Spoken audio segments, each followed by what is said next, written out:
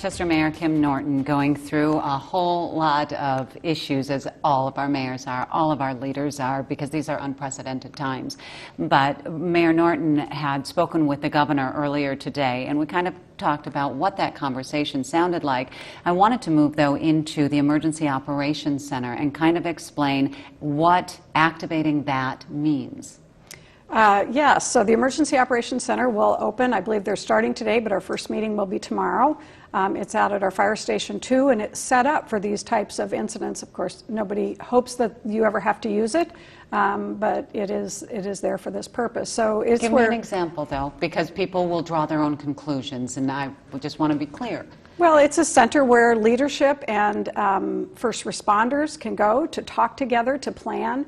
And so that's what we're going to do tomorrow. Leadership will be out there, and we will start kind of dividing issues and making sure we have point people for all those issues. I mentioned one already that we have, the Economic Development Group. We have a food group as well. There'll be other groups, perhaps something on the line of helping the homeless. I mean, there'll be multiple areas that as the pandemic really starts affecting more than 5 or 6 or whatever, it affects neighborhoods. We have to have a way to respond, and we have to have that chain of command lined up. So that starts tomorrow. I'm hoping from that there'll be more direct communication about what's happening between our, the leadership in the city and the community and the media, so we can make sure we share information in a really timely manner. That'll be one of the pluses of getting together too. But we anticipate things changing quickly, and we have to be flexible. But in order to do that, you have to have that communication set up in advance. And when we see times of difficulty, we see some of the best coming out of people. And there is something else that is coming down the pipeline. Explain the food group.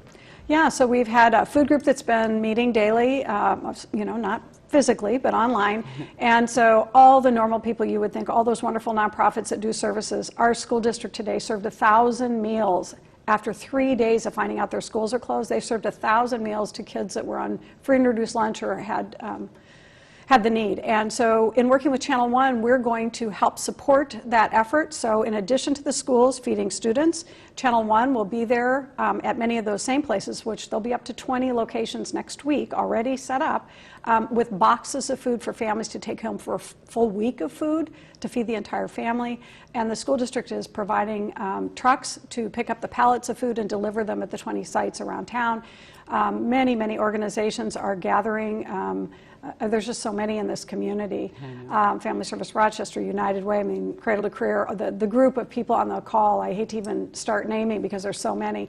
They've all gotten together and everybody's supporting either with volunteers or I've had calls from restaurants. What can I do? I have extra food in my refrigerator and we'd like to get it out to people in need. So it's, the pluses are this community is a caring, compassionate community, and when there is a need, they step up. I continue to talk to people like yourself who are those calm voices, those voices of reason as people's anxiety levels start to ramp up and the panic starts to maybe set in, or for some people who already have maybe mental health issues where it starts to feel like it's caving in. We want to be able to assure everybody we've got very good leadership, and people are working together. They are. Yeah. It is comforting. Thank you, and thank you for what you're doing.